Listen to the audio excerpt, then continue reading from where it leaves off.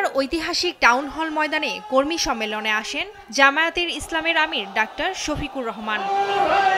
এ সময় ভারতকে উদ্দেশ্য করে তিনি বলেন, বাংলাদেশের 1 ইঞ্চি জমি কাউকে ছাড় দেওয়া হবে না, কোনো আগ্রাসন সহ্য করা হবে না বলেও হুঁশিয়ারি করেন তিনি। মাইনরিটি শব্দ ব্যবহার করে একটি গোষ্ঠী নিজেদের স্বার্থ হাসিলের চেষ্টা করছে বলেও মন্তব্য করেন তিনি। আমরা কোনো আগ্রাসন সহ্য করব না। বাংলাদেশের 1 ইঞ্চি জমি আমরা কাউকে ছেড়ে দেব না। আমাদের জীবন দিব, তবু বাংলাদেশের আধা ইঞ্চি জমি আমরা ছেড়ে দেব।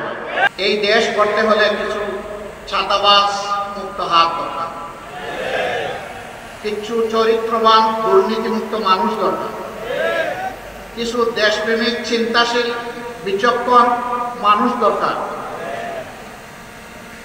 এই বিচারটা করবে কি? আমাদের হাইকোর্ট না জজ কোর্ট না সুপ্রিম কোর্ট? এই বিচার করবে জনতার আদালত। সম্মেলনে তিনি অন্তর্বর্তী সরকারকে সংস্কার কাজের গতি বাড়ানোর আহ্বান জানান। জনগণ অতীত বর্তমান ভবিষ্যৎ বিবেচনা করে ভোট দেবে জানিয়ে অতি দ্রুত নির্বাচনের আয়োজনের আহ্বান জানান জামাত আমির। জনগণকে বোকা ভাবার কোনো কারণ নেই।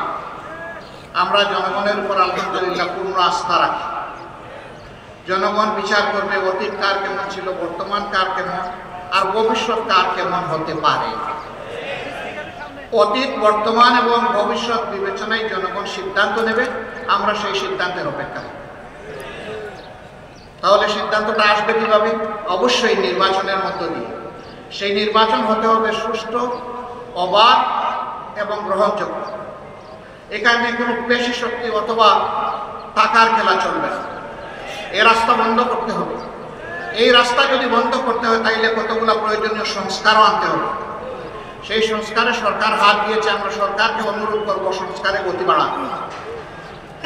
সংস্কারে গতি বাড়িয়ে মৌলিক সংস্কারগুলো করে একটা সুষ্ঠু নির্বাচন জাতিকে উপহার দেন। আপনারা যেন ইতিহাসে স্মরণীয় হয়ে থাকতে পারে। আপনাদের নিজস্ব কোনো এজেন্ডা থাকবে না। এজেন্ডা, জাতীয় এজেন্ডা একটাই, যে একটা সুন্দর সুষ্ঠু নির্বাচন আপনারা উপহার দেবেন। আপনারা যৌক্তিক সময়ের ভিতরে এই নির্বাচন জাতিকে উপহার দেন। জাতি গত 3টা টার্ম তাদের নিজস্ব ভোটের অধিকার প্রয়োগ করতে পারবে। বিশেষ করে জাতির 42% ভোটার যারা যুবক, তারা একটা ভোটও দিতে পারবে। আমরা আমাদের যুবকদের হাত ধরে, যুবকদের বুক ছিটিয়ে যুদ্ধ করা এবং রক্তের বিনিময়ে এই স্বাধীন পরিবেশ পেয়েছি। আমরা চাই আগামীতে তারা শুধু ভোট দেবে না, তারা জাতিকে নেতৃত্বও দেবে ইনশাআল্লাহ। নিউজ ডেস্ক, দেশ টিভি।